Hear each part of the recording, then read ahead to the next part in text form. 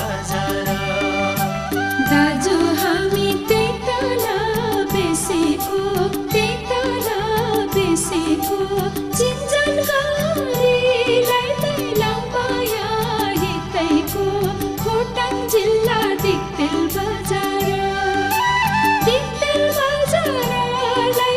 सम्झनामा आउँछौ हजार दिक्तेल बजारलाई सम्झनामा आउँछौ